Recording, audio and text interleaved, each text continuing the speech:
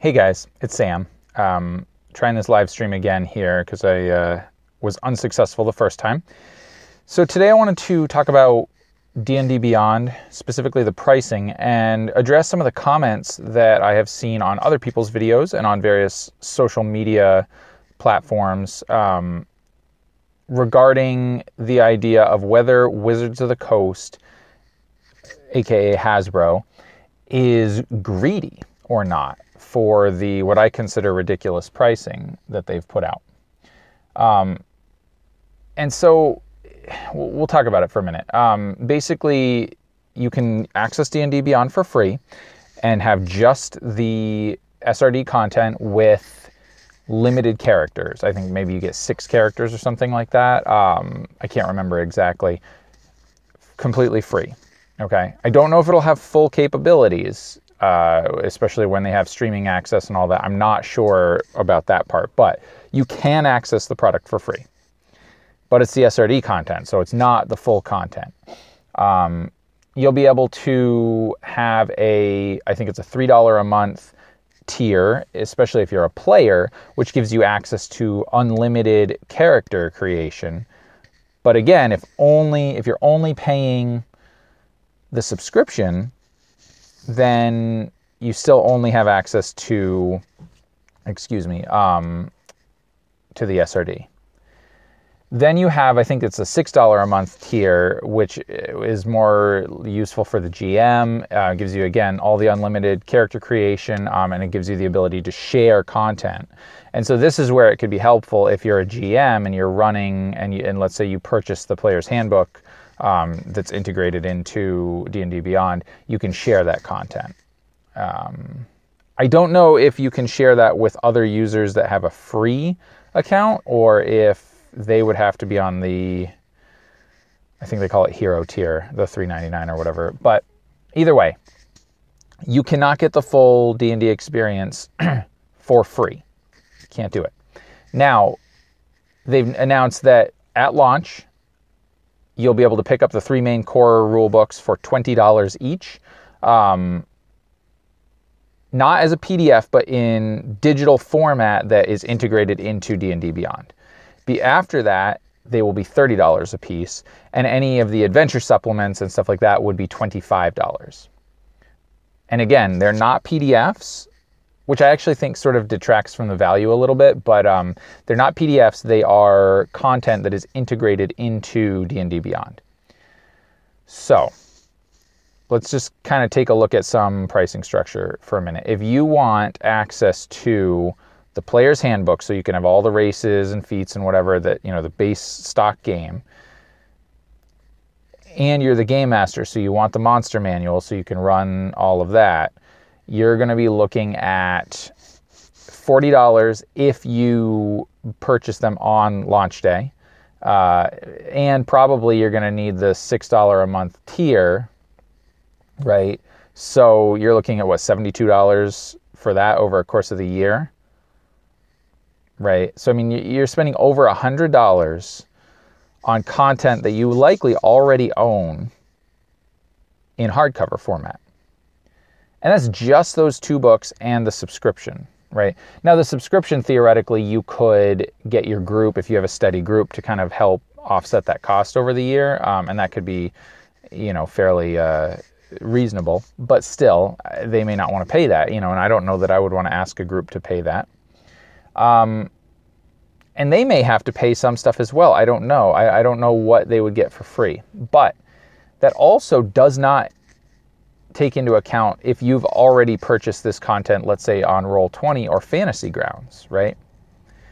So you could end up having to spend a lot of money on products that you already own in a different format. That does not seem like a good business model to me, right? But what I think is that this is going to be appealing to new players. This is going to be appealing to people who have not yet purchased the player's handbook, have not yet purchased the monster manual, whatever. Those people that have stayed away from the game so far, but maybe are now discovering it and wanting the ability to play online, and this will be a good deal for them. I have a feeling that is going to be a small market. We'll see. But let's address the question of whether or not that is inherently greedy. Because I've seen that in a lot of comments, and a lot of people have suggested that, this is a scam. They have suggested that they are just out to take as much cash from the consumers as possible, that they are inherently greedy. And I'll tell you right now, I disagree. I do not think that they are greedy. I think that people who say that have a fundamental misunderstanding of what a for-profit business is all about, okay? And I don't think that they have a full understanding of capitalism and the purpose of free market capitalism. Wizards of the Coast is not greedy for wanting to make money off of their products, because these are different products, okay? Let's be really clear here. You are not, yes, you are buying the same words and the same intellectual property that you might already own in your player's handbook, but you are not buying the physical player's handbook. You are buying a piece of software that will theoretically be valuable to you, okay? But the real key here is you are not forced to purchase this product. To play Dungeons and Dragons, you do not need this product, okay? This is not a mandatory thing. It is not even mandatory for you to purchase the entire suite, right? You can pick and choose. They will have a la carte pricing, which ends up being more expensive, but that's beyond the point. Whether or not this is a good business model isn't the question. The question is a business inherently greedy for wanting to make money? The answer is no. They are not greedy. You cannot argue that fact, okay? A business cannot, in my opinion, cannot be greedy. Because a business is able to set the prices that they believe people will pay for their product. This is a hobby. This is a very niche industry, and this is something that Wizards of the Coast has already made the money that they're going to make on their core books, right? The game has been out now, I think, 3 years. Most of the players' handbooks, Dungeon Master's Guides, and Monster Manual, well, most of the players' handbooks anyway, will have already been purchased, okay? There will be some people and some new sales on these, obviously, but the vast majority of the sales from those core books have already happened, okay? So they're looking for another way to stay relevant, to make more money, right? Because when it comes to the adventure modules and stuff, only a fraction of the people that have purchased the player's handbook will purchase those. When it comes to the Dungeon Master's Guide and the Monster Manual, only a fraction of the people that purchase the player's handbook will purchase those, right? So to stay making money, to stay relevant, Wizards of the Coast has to figure out ways to make more money, right? And production times are what they are to produce new books, right? They're coming out with cool new books, right? With with Tomb of Annihilation and Xanthar's Guide to Everything or whatever, which is a ridiculous name, but whatever.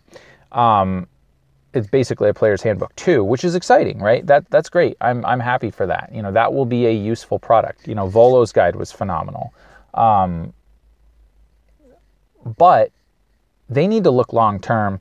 They need to look at other sources of revenue, like any company does, to make sure that their product line is still profitable.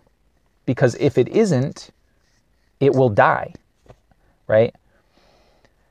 So I want to address another point here that I think maybe is behind this thinking as to whether they're greedy or not. And I think it's the belief that these companies inherently owe the hobby something, that they that they owe it to us to make the products cheaper, or to provide us with PDF copies, or to provide us with whatever we want. They don't owe us anything, okay? They are a business that is producing a product. You as the consumer choose to purchase that product or not based on whether it is valuable to you. The company would be smart to understand their consumer base, realize what their consumers want, and provide that product. They will also be smart to provide that at a price that will create revenue for them, right? I don't think that this is a good business decision. I think that they are overestimating what their consumer base is willing to pay. But what I assume is that this is going to be primarily marketed at new people, right?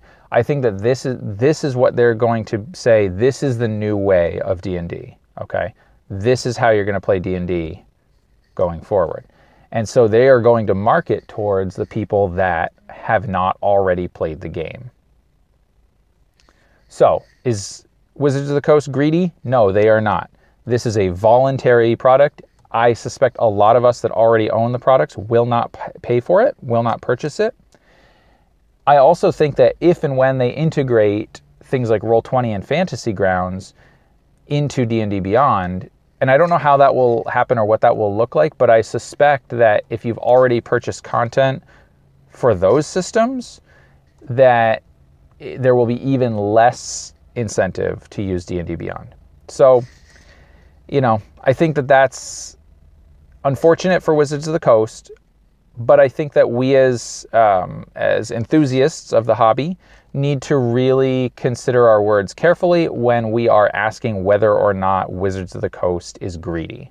Again, I believe the answer is no, but if you have a compelling reason why you think that they are, why you think any company, for that matter, a for-profit entity can be greedy, let me know. Leave it in the comments below. If you haven't already subscribed, please go ahead and do so. Leave a like on the video, leave a comment in the descriptions below. That will really help. I really love talking about this stuff. And if you guys want more content like this, please let me know and I'll go ahead and make more. Happy gaming all.